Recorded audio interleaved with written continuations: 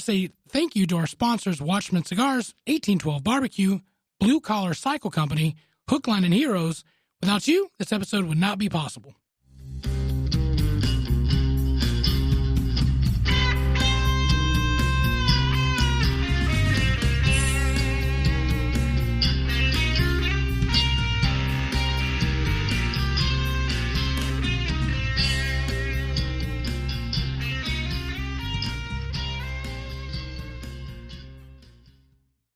Hello, everybody. Welcome to a brand new episode of the Southern Fried Philosophy Podcast, where it's our take on life, liberty, and the pursuit of gravy, and you, the listener, are getting a degree in common sense. We've got a great show lined up for you, as always, but before we begin, let me introduce you to the starting lineup. I, of course, be your host, Biggin, and how about you? To my left, your right on the radio dial is producer Brian. Hey, guys. And across the way sits the pride of Anderson, South Carolina, but most of you probably know him best as the Silver Tongue one. 2020's GQ Man of the Year so far, the inventor of the redneck egg roll, supposedly. Let's give it up on mic number one. It's Mojo! We're going to start this decade out right. Let's do it. I know there's someone out there listening that needs to hear this. Someone who's been struggling with this issue for a while. Bring it. Pineapple does not belong on pizza. I said it. Disagree. Oh! Fights already. Shots fired. First of the year. Yeah, Come on. first confrontation of the year. Well, if that's the biggest one we have in 2020, considering it's an election year, then I guess we're doing all right. All right. Welcome to the Southern Fried Philosophy Podcast. This is our first episode of the new decade, 2020. Please go to our Facebook page at Southern Fried Philosophy. You can also find us on our website at southernfriedphilosophy.com. You do have our playable links there. We have our show notes. You can find anything we discuss, topics, sponsors, people we interview. You can find their links on there.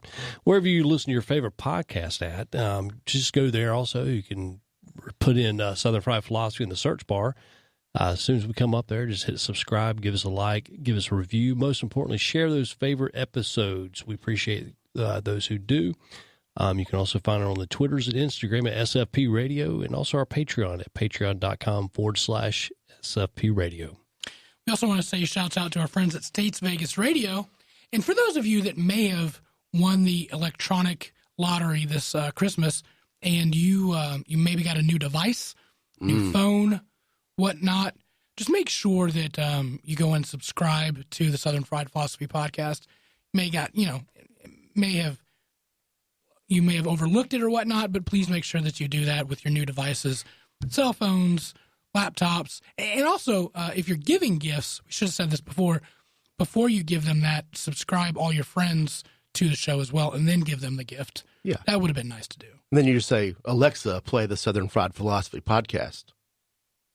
Bloop. Yeah. Or, Hey, Siri, play the Southern Fried Philosophy Podcast. Or, hey, Google, play the Southern Fried Philosophy Podcast. See there, it's working. Yeah. And that's how it all works. Now, people have unsubscribed to the show. You're all welcome. Now We just pissed got them like off. 100 more downloads right there. Right? Boom. Hey, also, we want to say thank you to our listeners from La Croix, Lafayette, Las Vegas, Lexington, Los Angeles, and Louisville. Louisville. Is that Louisville? No. It's not Louisville. Louisville would be an acceptable answer, but you have to say it with marbles in your mouth and say Louisville. Yeah, I was already corrected by a gentleman that was from Louisville. Oh. Coming down to pick a motorcycle, obviously, yeah. That's like Cherville, North Carolina. Yeah, Cherville. Yeah. Wow. Cherryville. Cherryville. Really? Yeah. I got corrected on that, too, because I have a lender that's there, so yeah. How about you? Yeah, got to throw those marbles. There you go. I'm going to ask you like I ask you every week, Mojo, how you be doing? Well, it's good to be back in the saddle. I feel like we haven't been here in quite a while. Right. It feels like we've been out. So, yeah, it's good to be back. Hang with you guys tonight. Get away from the house because obviously the kids have been out of school for 2 weeks, and it just never seems to end. They just you can only clean up so many times a day. I clean up in the morning before I go to work, and then I clean up when I come home because I'm the only one who knows how to operate a dishwasher and vacuum cleaner. So I guess they're all scared of that. Those are complicated machinery there. Those are. I'm also the only one who knows to operate a an oven or a stove, evidently, too, because I'm the one who cooks all the meals and cleans. But that, that is what it is. So, all right, Mr. Mom. Good job for you. oh, man, it's wearing me I out. bet, yeah, having the kids not at school, Yeah. not a fun. Now, I love my kids. Don't get Sure. me wrong. I love my kids. But when they have too much time on their hands, they think that you're supposed to occupy that space Sure. also, Yeah. which sometimes I can, but I don't have time to occupy that space full time. You know, like I've got things to do too. If you want to come with me to the shop, come on. But you can't occupy my space there too, Right. So, but I don't know. It's good times. I love my kids. Just this long 2 weeks, everybody's ready for them to go back. And I think they are too at a certain point. you know. Yeah, my wife saw something on like the NCT, not the teachers union, but the teachers organization, that this is the perfect time if you want to push for like teacher raises. You'll have more support from parents during this time because they're all like, oh yeah, these people earn their money. We need them to come back to work sooner. Yeah, exactly. Yep. Producer Brian, how you been doing? I'm pretty good. Outside of, I think we're all recovering from the man flu, maybe. Is that it? Can you tell? Yeah. So this episode's probably going to have some more noise in it than normal because, yeah. We're not going to edit There's out lots the of coughs. there's be sniffles, throat clearing, and I'm not going to spend 24 hours cleaning that up. So, Sure. yeah. So that's that. Yeah. I was, just out of town in Pennsylvania for about a week and sick the whole time. So that's, Pleasure. cold, gray skies. It was blue on the way up there. And then As soon as you get in Pennsylvania. as soon as I hit it, like I was in Pennsylvania, it was nice the first day. And I was, it was daylight for an hour when I got there. And then it was Gray next morning, skies. Gray skies. Gray skies. Yeah. Good times. You guys will remember the last episode, I was losing my voice a little bit. I completely lost it for 3 days. I've had it back this is my first day that I've actually had it. So it's been, good gracious, sick, nasty. I finally did a really nice thing. I looked at my insurance company, and they have a on-call doctor where you can just call up your doctor instead of having to go in, because it was going to be an hour and a half wait time at the Target Minute Clinic. Yeah. That's not a minute, hey guys. So I just did that, sent a prescription, been taking that. How did Now I that can work talk. out? Tell me your experience with that, because I know our company has it also. Yeah, but I've Dr. never Patel used it. did a fantastic job. It took 2 hours, though. They said it'll be 15 minutes, and they'll call you back. 2 hours later, they decided, hey, we'll give you a call. But You didn't have to go anywhere, so it's I convenient. didn't have to do it. I could, didn't have to stand in line or wait or anything else like that. Not around sick people. Can you get like a physical online? Is that possible? He told me to turn my head and cough. Okay. That was a little It's like, uncomfortable. drop Right. your pants in this Yeah. camera there. Okay. Yeah. No, it was just a complete phone call. You just asked me some questions. How long has it been going on? Blah, blah, blah. And then send a prescription in. Nice. So worked out pretty well. They ask you a bunch of pre-questions before the doctor. And then, once you get the doctor, he asks you some more questions and kind of diagnoses it. Then at that point. But Interesting. it's getting better. At some point, that's going to be taken over by some AI, probably. You just fill out all these questions, and the IBM computer's going to go, "You're just sick. Suck it up." It better not be, because I do that on Dr. MD or WebMD. WebMD, yeah. Oh, yeah. It's either I've got like a hangnail or I've got cancer. I don't know which one it is. Good gracious, because it's so wide. Are you feeling lethargic? Yeah. Could be Ebola. You're going to die. Well, thank you. Appreciate that. I did see, this is what burns my biscuits. I did see an article today that Duke Energy is saving $1.5 billion. That's a billion in North Carolina for a coal ash settlement. Originally, they were supposed to clean out 9 ponds that had this coal ash in it. But then the settlement, they said they only had to do 7, saving them $1.5 billion. It's going to cost them a total about $10.5 billion if they did all 9. This is supposed to take 15 to 20 years and cost, $9 billion. Now, the thing that frustrates me, one, if you're in Mecklenburg, you have no other option than Duke Power. Duke Power owns the monopoly in and around Charlotte area. Most of North Carolina, right? Is there? Yeah. It used to be another one out on the coast, I feel like. I think they bought that, didn't they? Or was there two? I'm pretty sure they've acquired every small thing. Once upon a time, we did have things called co-ops, and we still do in rural areas. Mm-hmm. You have power co-ops that don't charge for profit, but the way their system is too is that you could have a huge spike in utility costs, and they pass all that along to the end user, the customer too. So sometimes it's not beneficial, but yeah, Duke pretty much has a monopoly on everything.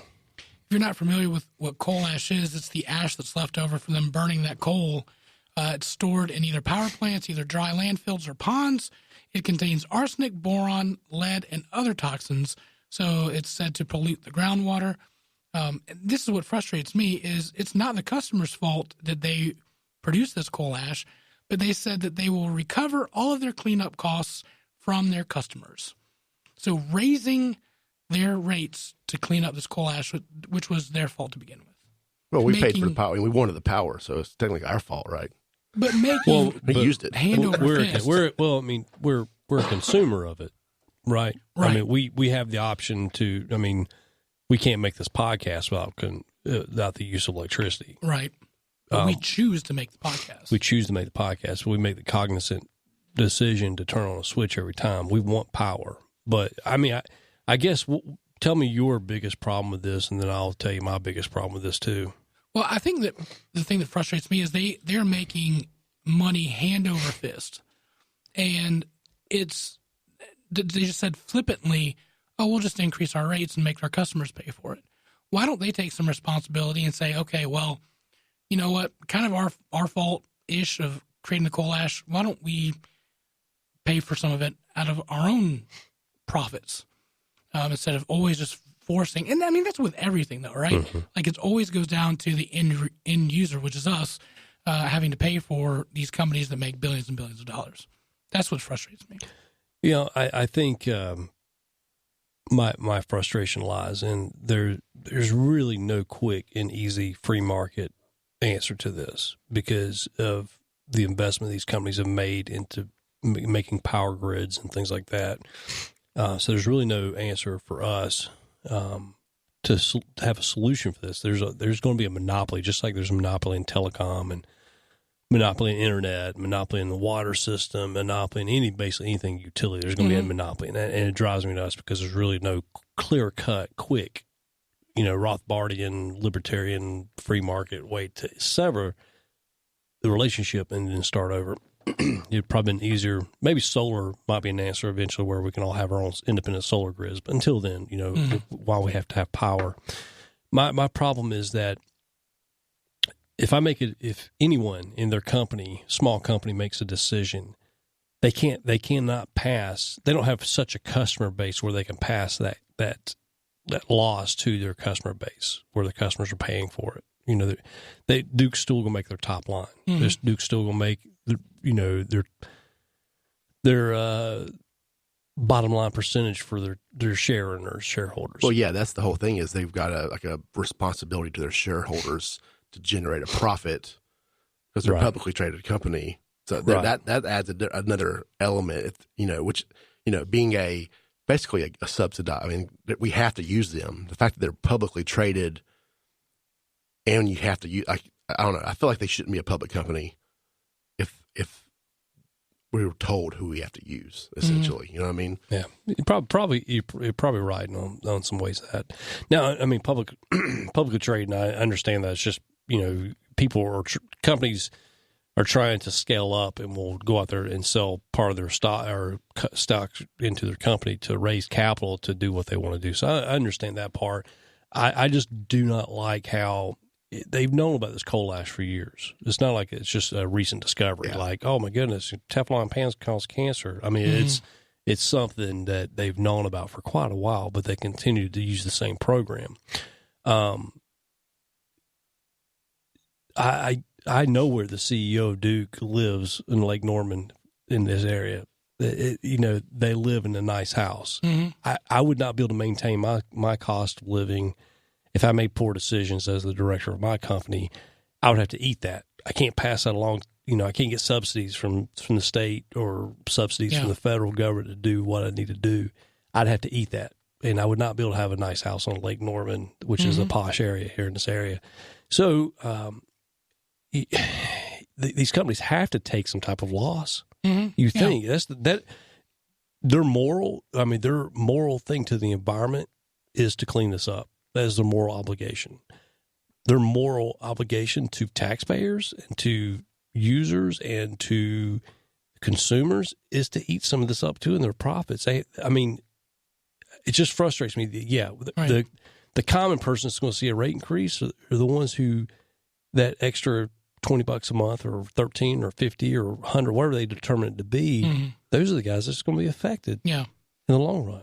Well, and the government, they're worried about taking on companies like Facebook and Amazon because they have a monopoly on it. But again, you go back to, well, what about Duke? As that, or apartment complexes that force you to get cable companies and things like that. You have to go through Spectrum or whoever, right? Because that's where the pipes run. You can't get a dish on your apartment, right? Yeah, it's like, why does the government not look in breaking up those monopolies, and they're focusing on Facebook and things like that?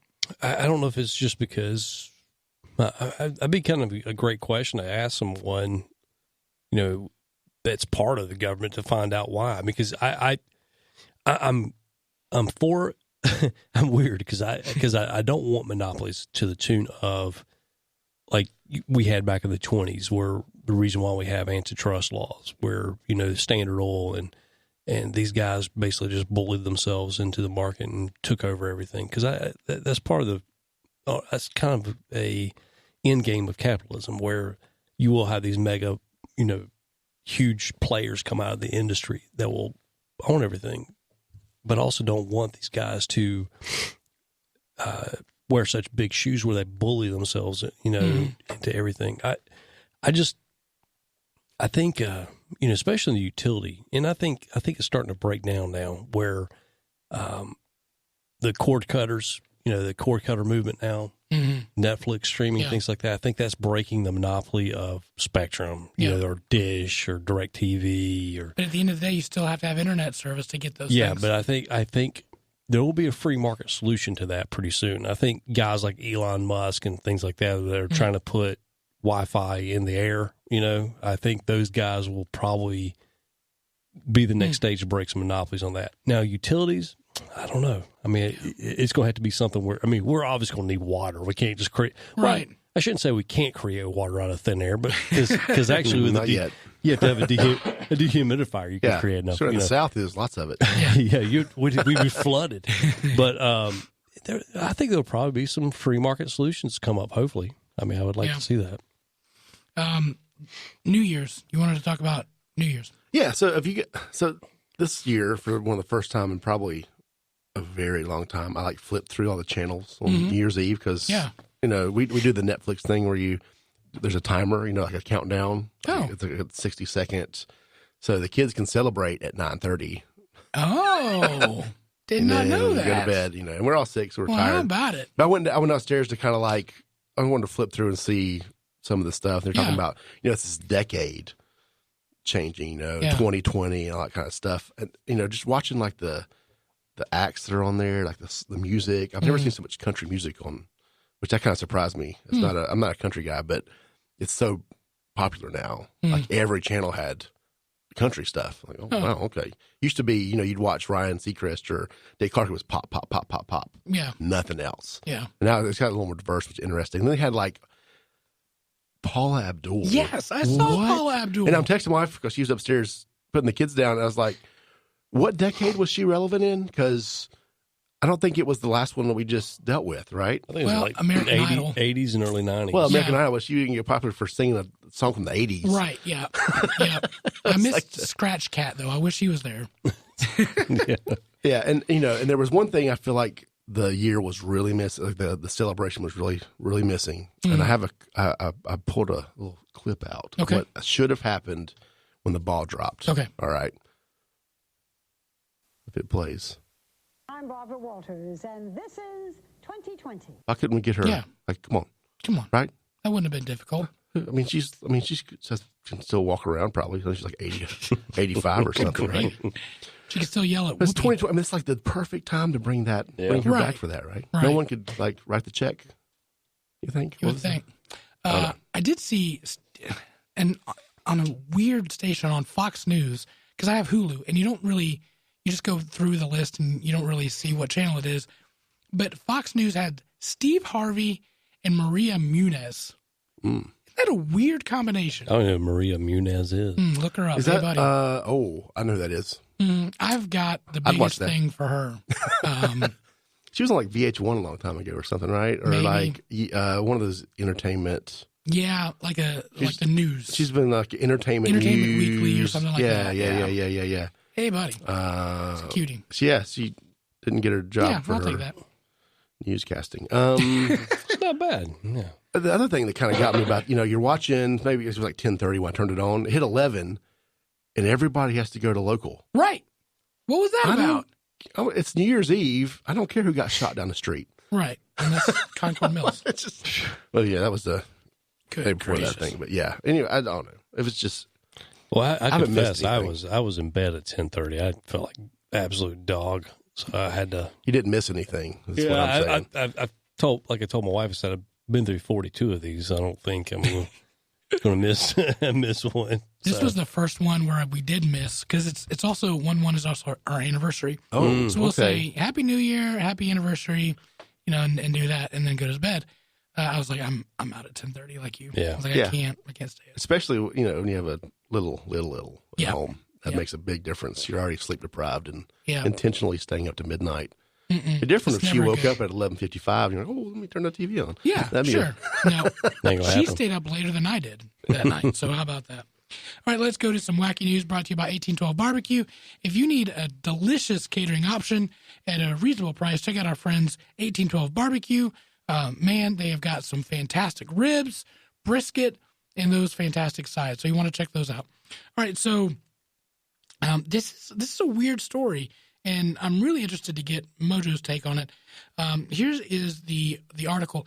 Ohio morticians received tattooed skin of deceased to preserve as artwork memorial. A pair of morticians in Ohio run a business that removes tattooed skin from dead loved ones and transform it into a loving tribute. Michael Sherwood and his son Kyle started, quote, Save My Ink Forever in 2016. One of my dad's friends told him he would like his tattoo preserved, and he did.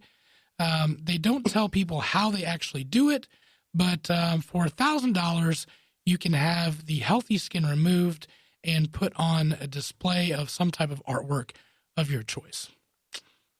It has to be within 48 to 72 hours after receiving the body. Takes about 4 months. Do you want my take? Yeah. Oof. Anybody's take. Is that weird? Well, I think in our Western society culture, that's weird. Like we look upon that because we bury our dead, and we kind of we stop the Here's a picture of a. Interesting. Yeah, in our modern Western culture, we bury our dead, and we just, until how many years ago where we actually started cremating, and then that was kind of a controversy because, especially in the Bible Belt, Oh, yeah. you got to have the whole body to, when the Lord blows the trumpet type thing. So, I find it weird. I don't think I'd want my body displayed like that. I have tattoos. But I don't think I want it to be around forever. Yeah. It's a little different having yourself sitting up on a fireplace mantle versus, Right. more, like have your skin behind a canvas or something or behind a picture frame. Well, you think about like, the way I just thought about this, when you're like 18 and your parents are like, are you sure you want to get one? Because it's going to look different when you're like 85. You want to Right. have this tattoo for 60 years. Yeah. Now it's going to be like forever. So, Right. that Pokemon you have on your shoulder, Hey, buddy. you want that over the fireplace at, the grandkid's house or something. Oh, yeah. That'd It's be kind of lovely. spooky. Yeah. Like I said, in our culture, in our Western culture, it's probably taboo. Hell, in some Asian countries, every year they dig up their dead and redress them and clean them up, and then have a day of a festival day, and then they rebury them. So, Yep. I mean, yeah. What? Yeah. Oh, yeah. There's a Netflix special on that one, buddy. Yeah. Jeez. So, I mean, what we consider taboo or weird is probably normal in some other cultures and stuff. I mean, our culture is just not, because we have a different type of respect. That, I mean, not saying that's disrespect in those other Right. countries. We just have a different type of respect for our dead and how we treat them. So I mean, I have no problem with it. I mean, hell, you know, if my kids want to make a lampshade out of me, that's cool. Go ahead and do it. I mean, it doesn't bother me, but, you know, probably more of a wallet, because they can't keep their hands on my Oh yeah, wallet so now. yeah, yeah, you that'd get the be skin off, then you cremate. You can make the bottom vase, like the bottom of the lamp. Then you put the bulb on the top and have the tattoo thing on the top.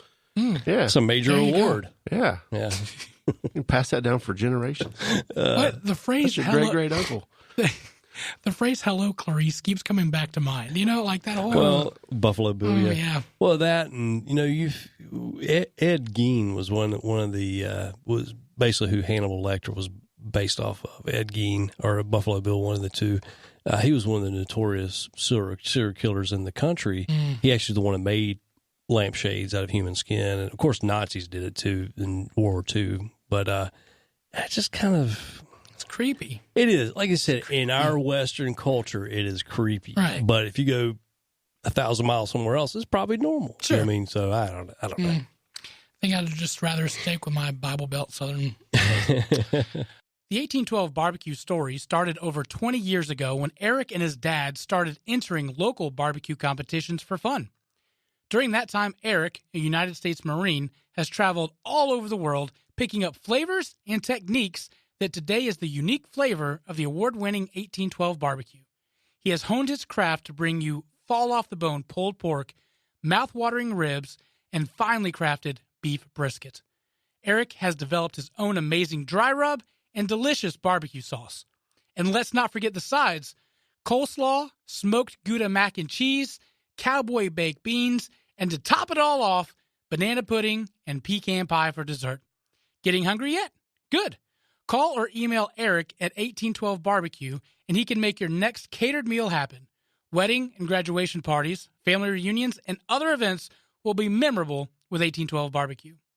Want to try your own hand at smoking meats? Pick up your own 1812 dry rub and start the journey for yourself. Shipping all over the world, connect with Eric on his Facebook page, Instagram at 1812 Barbecue, or call 704-604-5148.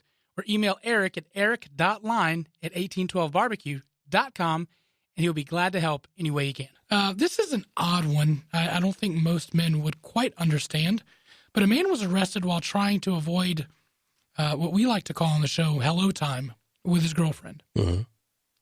Not many men would try to avoid it. A man was arrested after trying to avoid having hello time with his girlfriend, but that's not what got him into trouble. Christian Collins, spelled Krystin, of Warren, Ohio, locked himself inside of his girlfriend's Kia Optima and refused to get out. When police arrived, they found Collins inside the car with the window cracked. Collins told officials he stayed in the car because his girlfriend always wants to have hello time, and it was too hot in their apartment. This is the next line that I love the most. His girlfriend confirmed Collins' account of the story.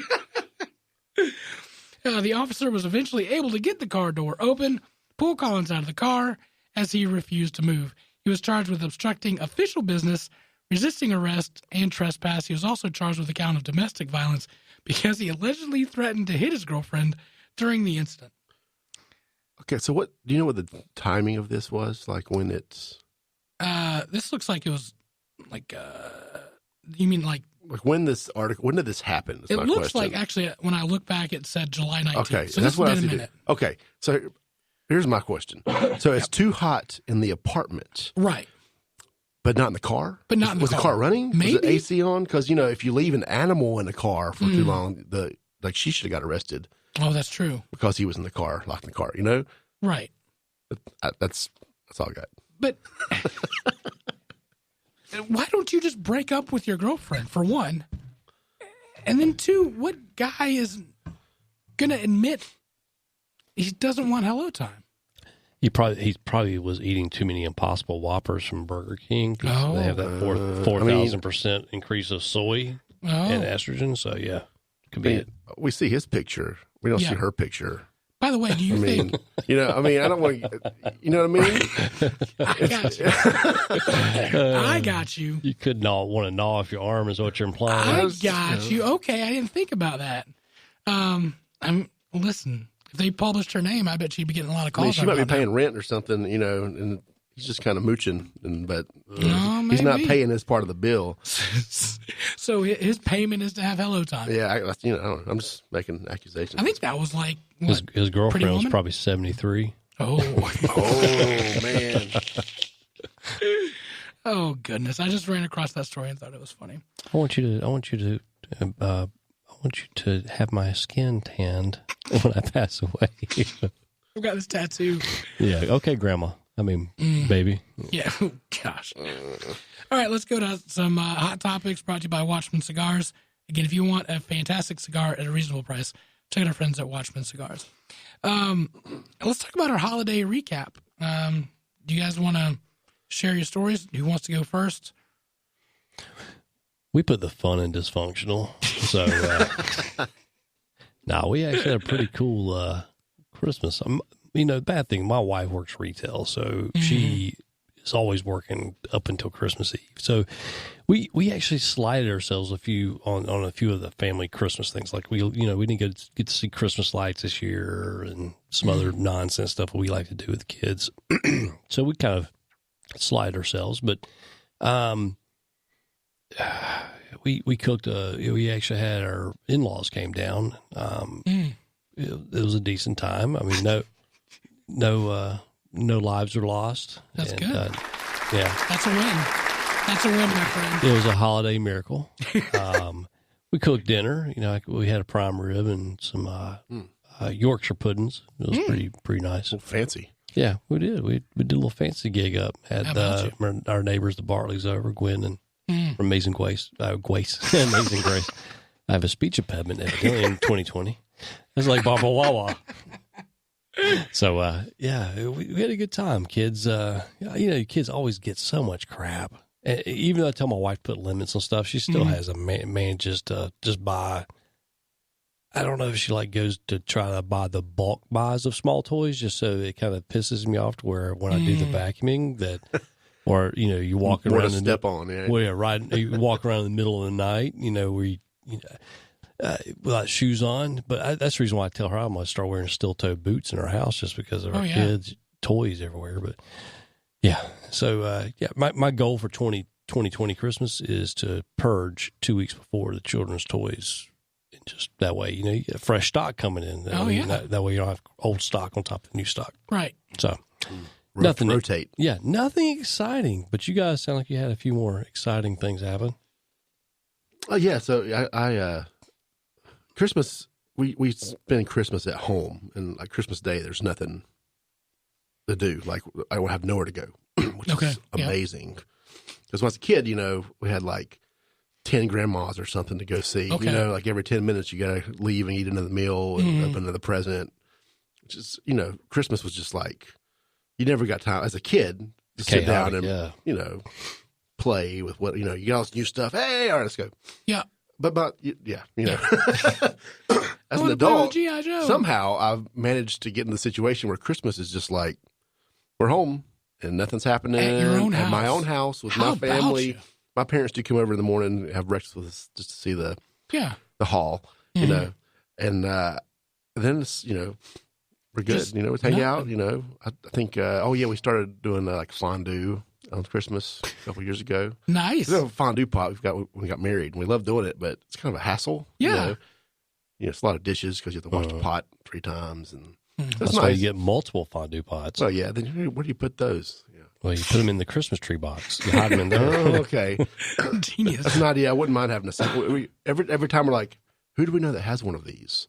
So we have 2, so you're like. The answer is my friend Amazon does. I guarantee there's probably some Cyber Monday special on fondue pots. Yeah, maybe. Yeah. Or you can double boil it, whatever. But we do it on the table, Yeah. Kids don't quite understand it yet. Like, why does it take so long to cook my chicken? There's a lot of cheesy goodness here. Yeah. And then the next day we always head to Pennsylvania, which is where my step family is. No, step in-laws. That's the word. Yeah. There's people that I married into. I got you. They live in Pennsylvania. So it's a fun trip.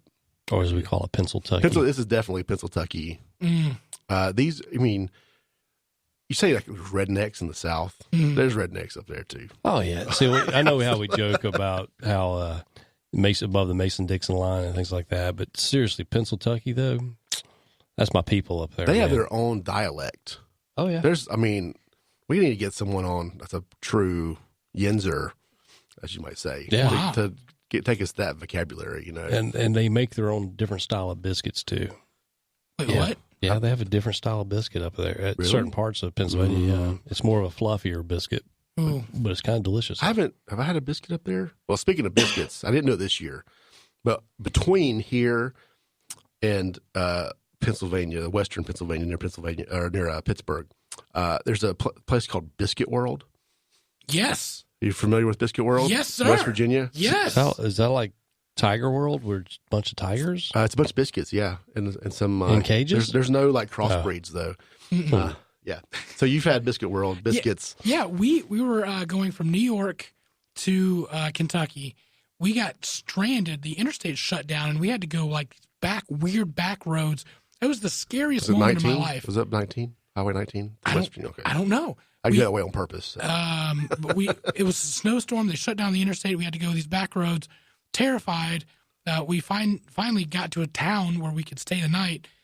Wake up, open the curtains. There's a Biscuit World right across the Yeah, street. buddy. I'm like, the Lord has spoken. I'm going to Biscuit World. Yeah. Yeah. So It's good. I know. It's Holy good. cow, it's good. Like the biscuits are, I'd say they're the size of think about like a 44-ounce cup, like the plastic lid. Yes, sir. For that, that's the size of the biscuit of this place. Oh, Tudor's biscuit. Tudor's World? Biscuit World, yes. yeah. Tudors. I see them all the time when I'm passing through West Virginia. Yeah, when you want to mess up your keto, go you there. hit Right. that, absolutely, The man. problem is I can never get in their parking lot because of my trailer on my Yeah, truck. well, that's true. So You can't get in their parking lot, the minivan either, because it's packed. yeah, that's true. But they have a lot of up in West Virginia. They have a Tudor's Biscuit World connected to something else, like a Yeah. dual concept. A lot of times they're, I don't know what the other The one is. one I I end up at, it's a standalone. Okay. It's just by itself. But it's pretty good, small though. as a drive-through. Great. I always get the biscuit. My wife always gets a chicken sandwich. What? What? At Biscuit World? At Biscuit World. She always gets the chicken because she's weird about, first of all, she's weird about chicken biscuits for breakfast. What? Okay. She's from Pennsylvania.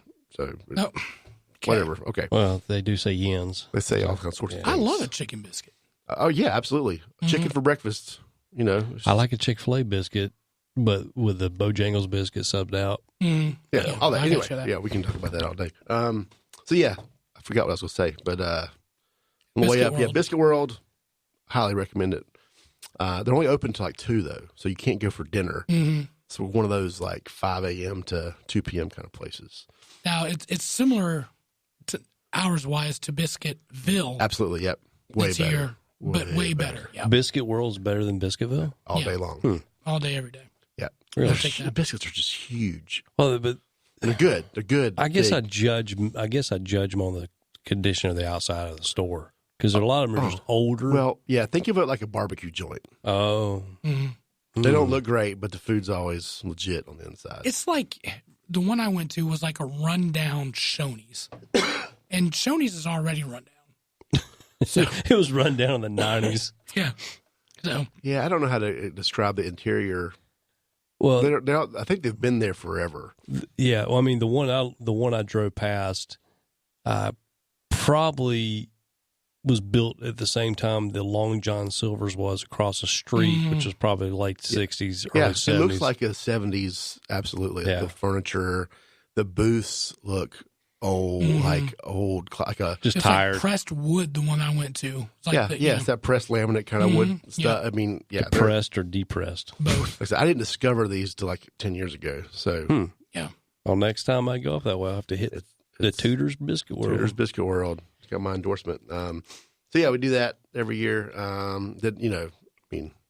Pennsylvania's gray and gloomy and cold. It didn't snow, which was nice. Sounds fantastic. I will say, though, on the same food note, there's a place in Latrobe, Pennsylvania, and Greensburg, Pennsylvania called Dino's. It's a sports bar.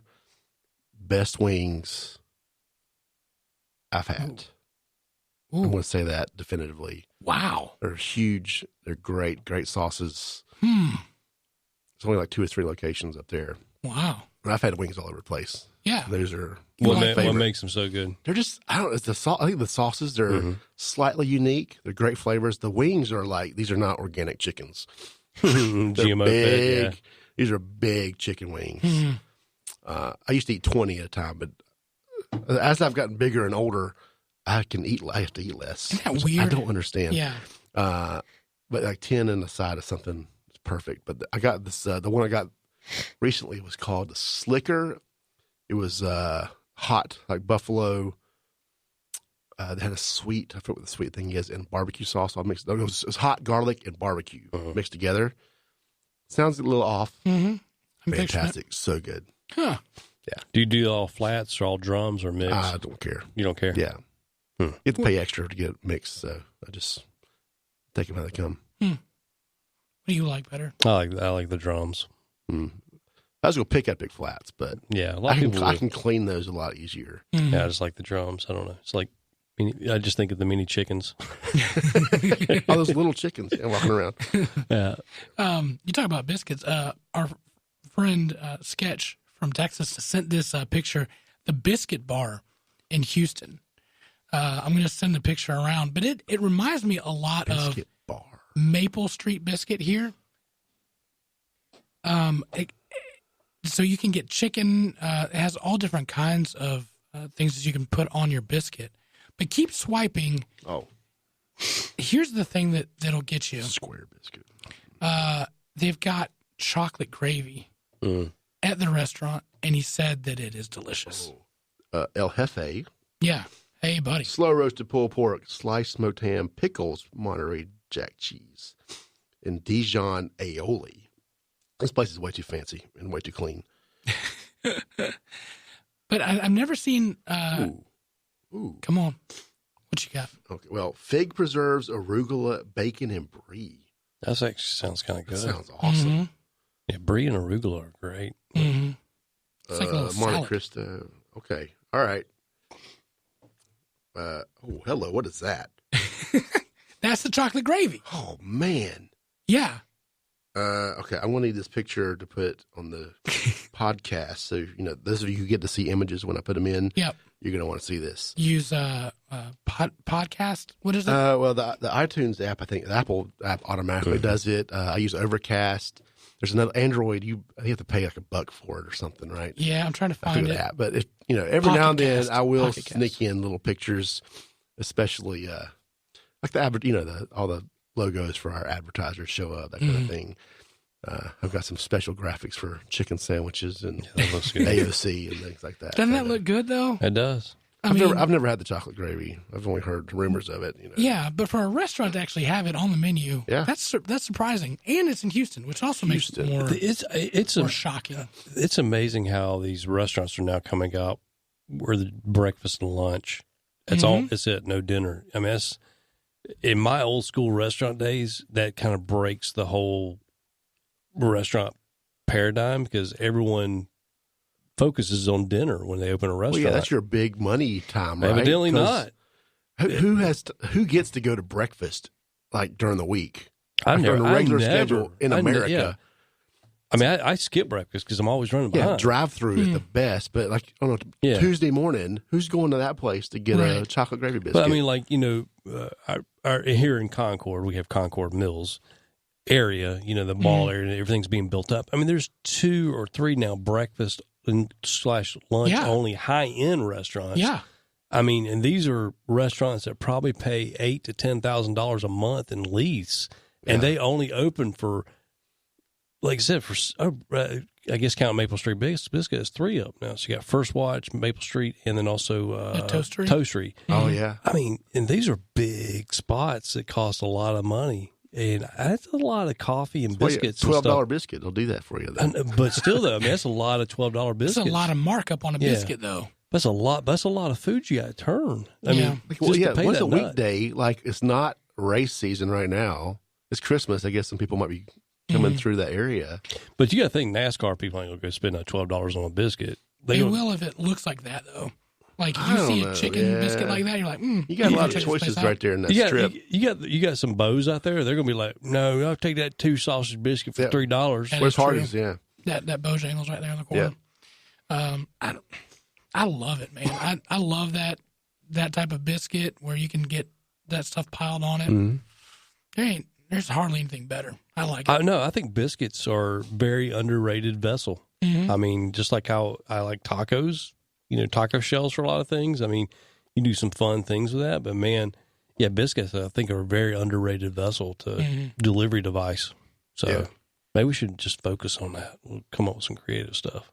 What if we like combined a biscuit and a kolache? Ooh, that would be heaven.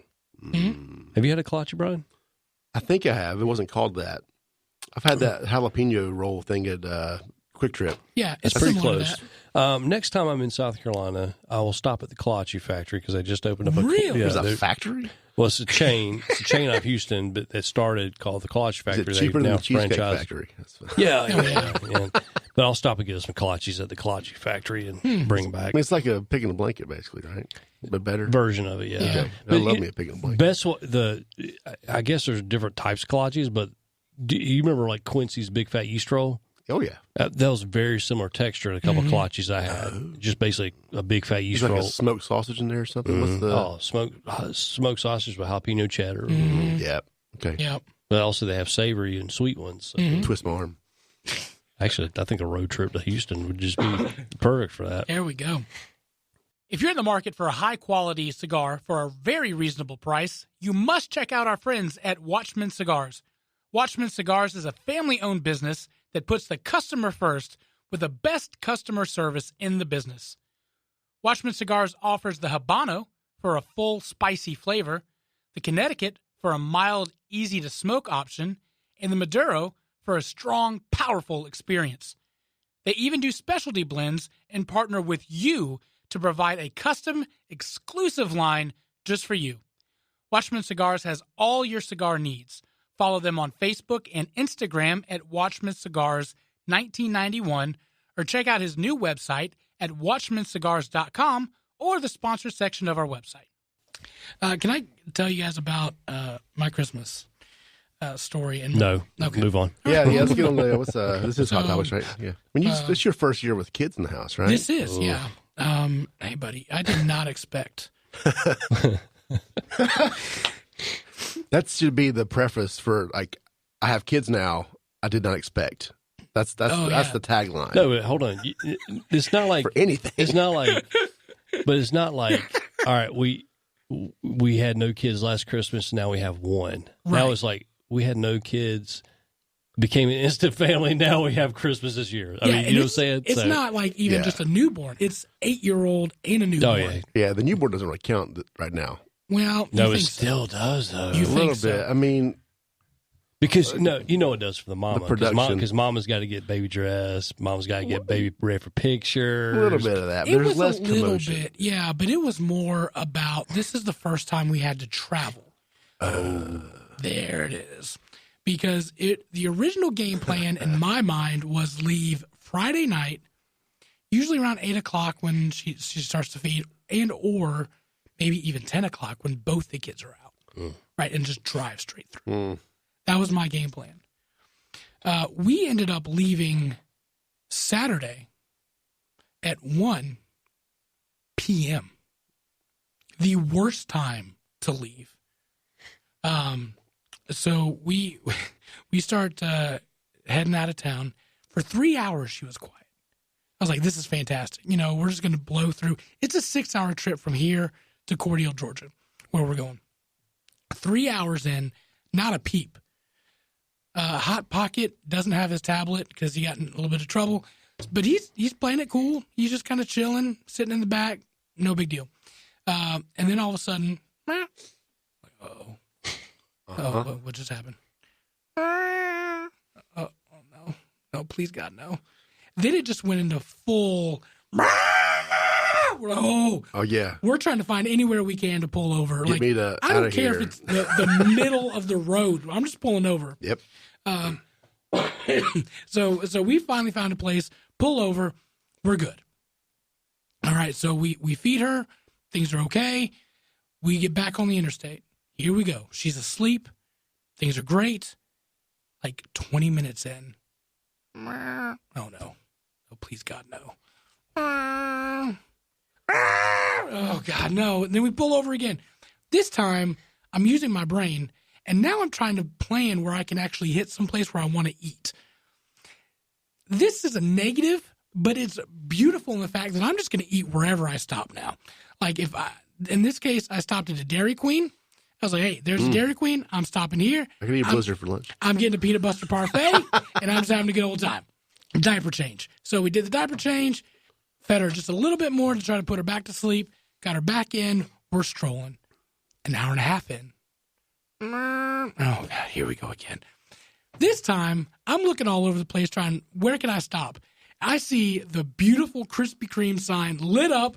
Oh, Hallelujah. man. We have to pull in there. I get donuts.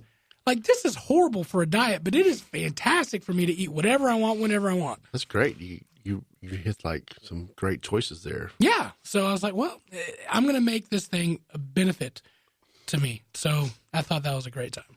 Yeah. So I've had that. I think maybe it was my daughter was about that. She would have been 3 or 4 months old, 5 months the first time we took the Pennsylvania trip. Mm-hmm. Wasn't at Christmas, but like we pull in somewhere, she's asleep. We don't want to wake her up.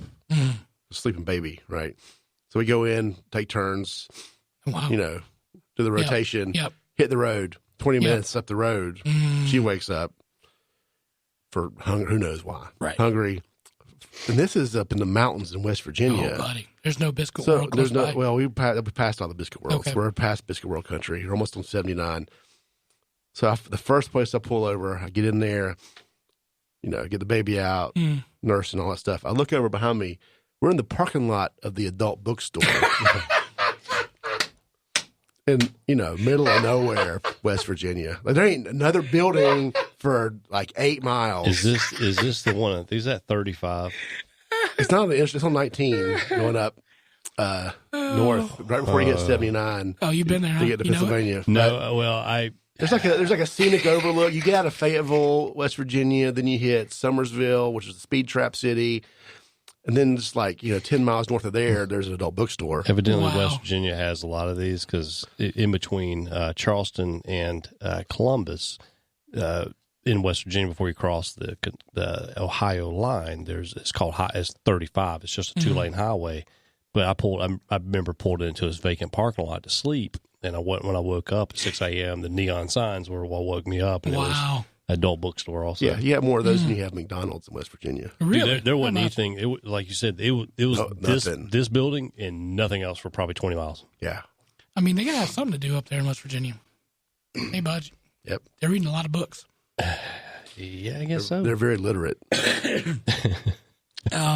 So, yeah, we finally getting home. But I also did not realize the excitement of an 8-year-old boy at Christmas time. That blew me out of the water. Like, when do I get presents? When do I get presents? When do I get presents? Mm-hmm. That blew me away. It's like, hey, That's the fun part. you asked me one more time. Santa ain't showing up, and everything he brings you, if he comes, is going back. Boy, that was a handle. Yeah. And then we got to come back. Our friends from Bulljet.com hooked us up with some Belk Bowl tickets. That was my Christmas present. Oh, nice. So we got to go to the Belk Bowl. Kentucky was playing Virginia Tech. We told the babysitter, because we actually gave small batch of babysitter. I was wondering about that. Yeah. The first time letting her out by herself. Letting us out by ourselves, I should say. We told her we'd be back at 4. I'm looking at the clock. It's 3:10. Mind you, we got to fight traffic. Mm-hmm. And it's like there's 8 minutes left of the game. Oh, honey, I know we gotta. You pay overtime. Yeah. Well, for being first time, you kind of want to get back and, make sure she's okay and all that kind of stuff. So we start to leave. We're down 1 touchdown with 8 minutes left on the clock. Kentucky throws an interception. So I say, okay, I'll give you this. We're going to go ahead and go back. Score is 24-30 Virginia Tech. We'll just head back to the car. Smart move on my end. I pulled up my Hulu account, started watching the game on the way back. And then all of a sudden I hear the crowd go crazy. Oh God, what just happened? 10 seconds later on the delay. Yeah. 13-yard touchdown for Kentucky. Tied the game. Oh, man. Then they kicked the field goal, made the field goal. Like, I'm already like at the car at that point. Then there was a scoop and score for another 6 yards, 6 points. So we won 37-30, and I was not in attendance for the Belk Bowl win. Fantastic. Thanks, Small Batch. Appreciate you. Welcome to parenthood. Right? You miss everything. You miss everything. Like, I'm realizing, like, your life is gone. Like, anything that you wanted, it's over. It's just different now. You can't have nothing. Yeah. But it's worth it. You schedule, I mean, maybe not. That's a hard situation, I guess. Like, I was able to watch, I'm a 49er fan. I was able to watch the Seahawk game that Sunday. Basically, my wife knew. I was like, listen, I know we're in Pennsylvania. I'm taking over someone's TV. I don't care whose it is. Right. I'm watching this. Yeah. Period. It's happening, right? Yeah. Yeah. But overall, it was a great experience. We had a good time. I think the kids had a good time as well. And so, boy, it's just different. Everybody is different. By the way, I have yet to actually, I was able to get the present for my wife. I have yet to give her my present yet because we haven't it made yet. So, well, and that's how it's different, right? She doesn't even get her present yet. Yeah, well. Well, you are her present, so you got that. I was not like the guy trying to avoid hello time. I was like, here's your present. She refused delivery on that one. She go sit in the car. Return to sender. she went to go sit in the car. Oh, anyway. Hook, Line, and Heroes is a 501c3 nonprofit based in Charlotte, North Carolina. Founded in 2017 to show God's love and appreciation for our disabled and PTS military veterans. They provide professionally guided fishing trips to nominated veterans at no cost to the veteran. Hook, Line, and Heroes has provided over 30-plus trips around the Carolinas since their founding, from red fishing down in Charleston to striper fishing on Lake Norman, and even offshore fishing down in Florida. Each trip is a one-on-one experience with a member of the organization, aiming to provide a day of fun and relaxation on the water and begin a lifelong relationship with them. Each veteran leaves the day with a fully stocked tackle box, rod and reel, apparel, a Bible, and a daily devotion to kickstart their new hobby and build their relationship with God. Please take the time to visit their website at hooklineandheroes.org to hear and learn more about them. You can help in many ways by nominating a veteran you know through their website, join their monthly giving program, Healing Heroes, or send a one-time personal or corporate donation. You'll also be happy to hear that they are completely volunteer-run, and nearly 100% of your donations goes directly towards providing trips for the veterans.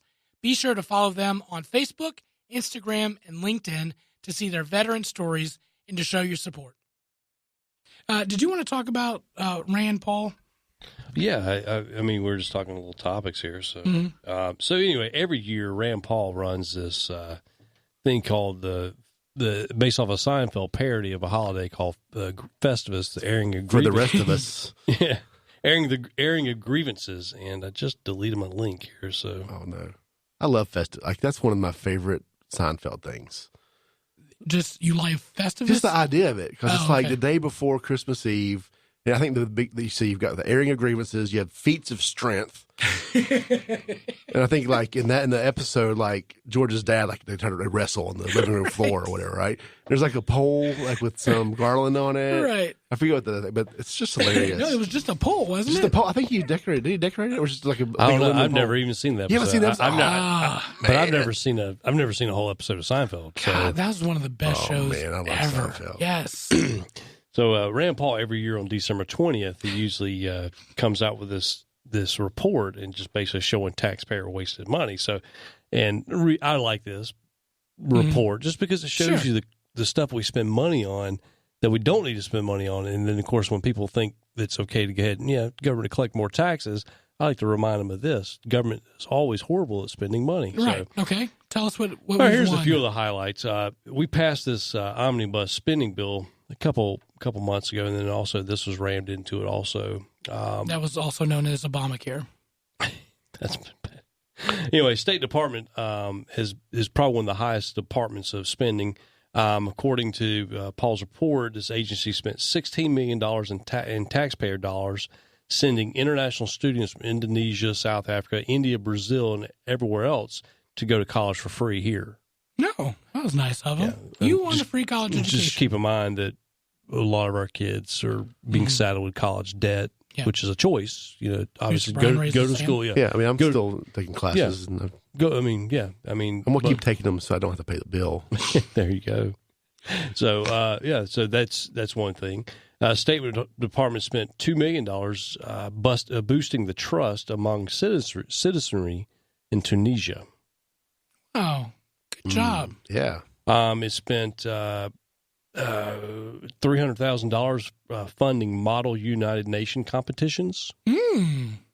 So, Like, is it like a competition to build the model of the UN? No, basically, it's basically what the UN has these things called the UN 2020 cities or 2030 cities, which are cities, how they want people to live, you know, environment from culture to cohabitation, things like that. So these competitions are now, it's basically a model, but a lot of it's on paper or, you know, PowerPoint or whatever. But these competitions are being held in Afghanistan. So just, it's, yeah. Do they have IKEA there? Or just they definitely don't have any biscuit worlds there. No doubt. Let's see. They spent U.S. Agency for International Development spent $20 million teaching people who live in the Southeast Asian nation of Laos to speak Laotian. You mean to tell me they spent that money on teaching people $20 million yeah. to tell them how to speak their own language? Yes. Nailed it. But who spent that? Yeah, our taxpayer dollars. $20 million? Yeah, $20 million. We spent $100,000 subsidizing the film industry in Pakistan. Come on. Yeah. We spent $1.2 million studying online dating. $16 million improving education in Egypt. Way to go. $33 million buying textbooks for students in Afghanistan. Let's see here. Here's some of my favorite ones. $33 million. Here's Could the we problem. just not give them like Apple Air things that has the book on them? I guess, but here's the problem: is that right there in those few education things were probably at least $100 million. Why don't we spend that on our own kids? See, I know when we had your wife on, my biggest problem with teacher raises and stuff is how we're going to pay for it. Well, there we go. Here you go. Here's a way to teach pay our for kids. it. Yeah, not the. Yeah, I mean, we're going to really spend $20 million to teach people in Laotian or whatever. I mean, that's kind of crazy. So, yeah, I don't know why we do that. It's just, I understand that we have a duty as a major power to spread, the civility, and we have a duty to try to help some of these companies or countries that are kind of improving themselves.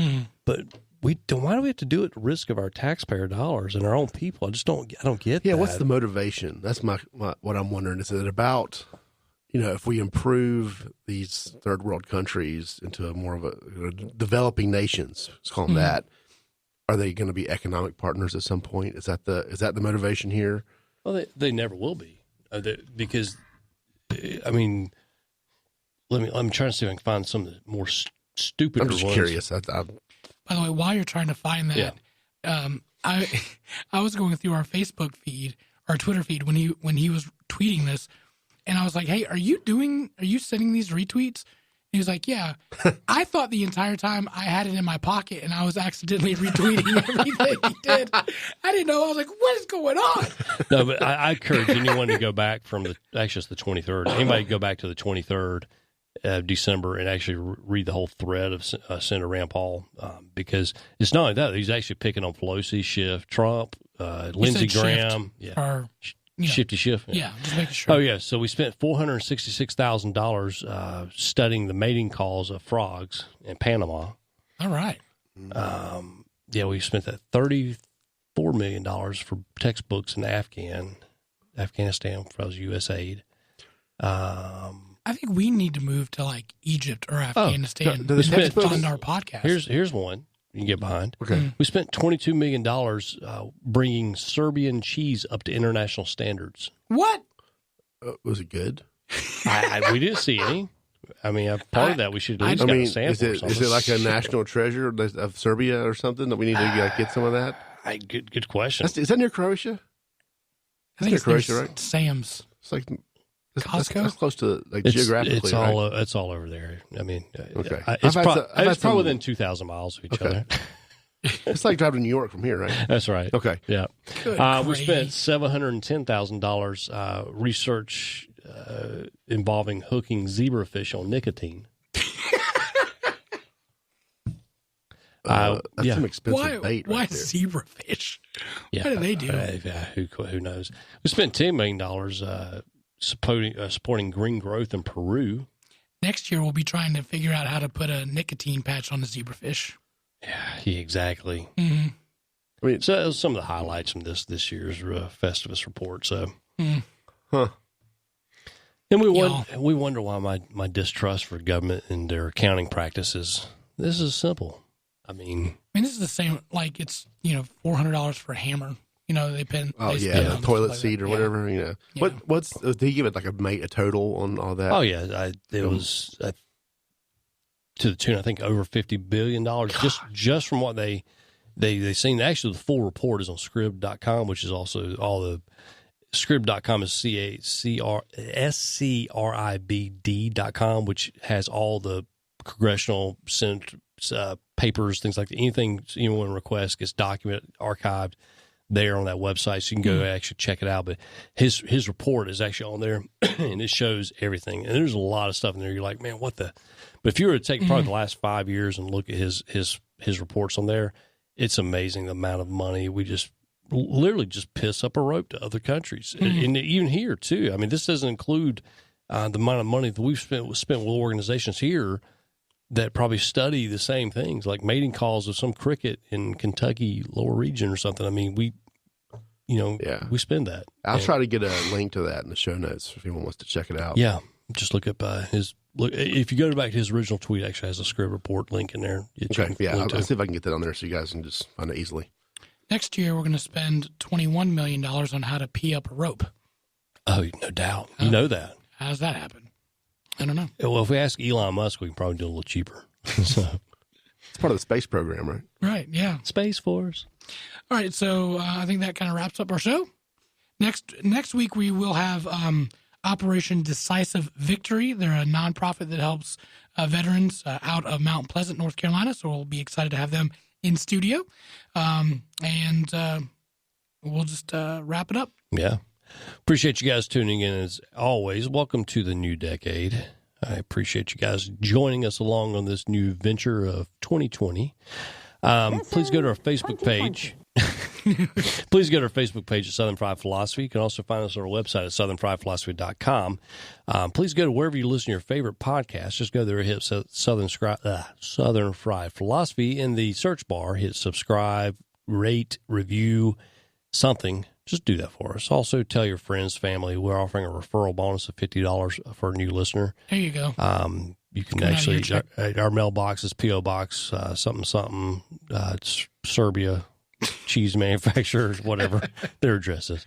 That way you can collect some of our tax money back. We appreciate you guys spreading the word. Also, don't forget, if you haven't done it this year, please subscribe, or please just sign up to be an organ donor if you haven't yet. It's a pretty easy process. You can go online to do it now.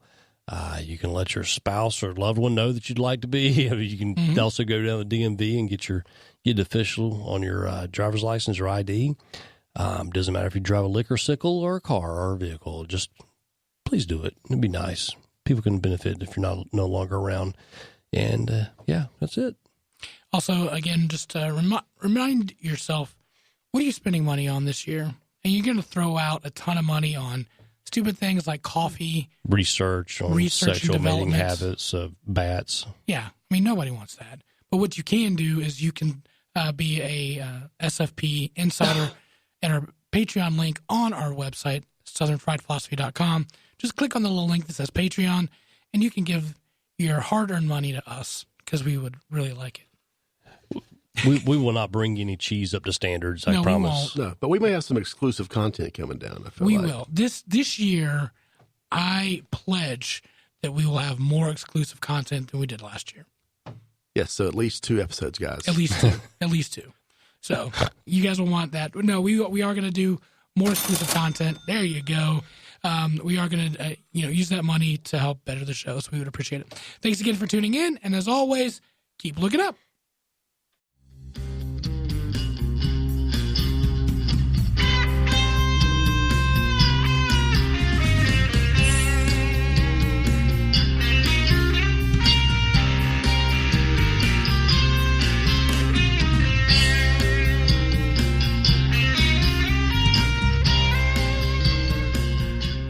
You're listening to the SFP Radio Network.